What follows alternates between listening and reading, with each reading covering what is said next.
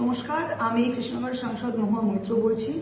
আপনারা জানেন যে তৃণমূল সাংসদ হিসাবে আমি সর্বোচ্চ আদালত সুপ্রিম কোর্টে ওয়াকফ অ্যামেন্ডমেন্ট অ্যাক্টের বিরুদ্ধে গিয়েছি এবং আজকে সেই মামলার শুনানি হয়েছিল। শুনানিতে আমরা খুব সম্ভাব্য একটা অন্তর্বর্তী স্থগিতাদেশ পাচ্ছি, যেটা আজকে প্রধান বিচারপতি বলেছেন। তিনটে মেইন জিনিস এর উপরে আমরা এই অন্তর্বর্তী স্থগিতাদেশ পাচ্ছি। এটা সত্যি সুখবর।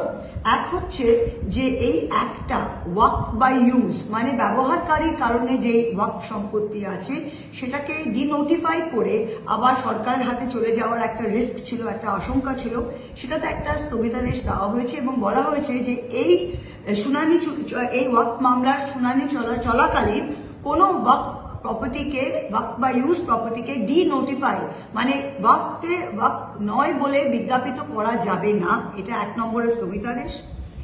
দ্বিতীয় স্থগিতাদেশ সেটা বলা হয়েছে, সেটা হচ্ছে গিয়ে যে এই ওয়াকফ অ্যামেন্ডমেন্ট অ্যাক্ট যেই ধারাটা বলছে যে সরকারি জমি বলে যে কোনো ওয়াকফ সম্পত্তিতে কালেক্টর বা ডিস্ট্রিক্ট ম্যাজিস্ট্রেট তদন্ত করতে পারে, কিন্তু তদন্ত করাকালীন সেই সম্পত্তিটা আজকে অ্যাক্ট বলছে যে সেটা সরকারি সম্পত্তি হয়ে থাকবে, সেটাতে কিন্তু এখন স্থগিতাদেশ দেওয়া হয়েছে। তাই কোনো কালেক্টর বা কোনো ডিস্ট্রিক্ট ম্যাজিস্ট্রেট যে কোনো ওয়াকফ সম্পত্তিকে সরকারি সম্পত্তি বলে মানে বছরের পর বছর সেটা চালিয়ে যাবে, সেটাতে স্থগিতাদেশ দেওয়া হয়েছে। 3 নম্বর যেটা, যে ওয়াকফ বোর্ড এবং কেন্দ্রীয় ওয়াকফ কাউন্সিল, সেন্ট্রাল ওয়াকফ কাউন্সিলের যে পদাধিকার বলে সদস্য ছাড়া আর সবাই সদস্যকে মুসলিম হতে হবে, মানে maximum of 2 non Muslim members, যেটা এই অ্যাক্ট করেছিল 22টা সদস্যের মধ্যে সেন্ট্রাল ওয়াকফ কাউন্সিলে 10টা মুসলিম করে 12টা নন মুসলিম করার জায়গা ছেড়ে দিয়েছিল। আজকে সুপ্রিম কোর্ট বলেছে সেটা আর করা যাবে না। This is a religious organisation, আর সেইখানে দাঁড়িয়ে আপনাকে ম্যাক্সিমাম 2 জন করতে হবে, আর বাকিরা আপনাদের মুসলিম এবং মুসলমান সম্প্রদায় থেকেই হতে হবে।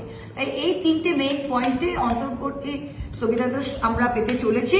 এটা সত্যি সুখবর। তৃণমূল কংগ্রেস, মমতা ব্যানার্জি পার্টি, আমরা সবাই পশ্চিমবাংলায় এই ওয়াকফ আইনটার তীব্র বিরোধিতা করেছিলাম পার্লামেন্টে, এবং আজকে সুপ্রিম কোর্টের যে অন্তর্বর্তী স্থগিতাদেশের কথা বলা হয়েছে, যেটা আশা করি আগামীকাল ফিক্স হবে, সেটাতে প্রমাণ হচ্ছে যে এই অ্যাক্টটা সম্পূর্ণ আনকনস্টিটিউশনাল এবং অসাংবিধানিক ছিল। Thank you.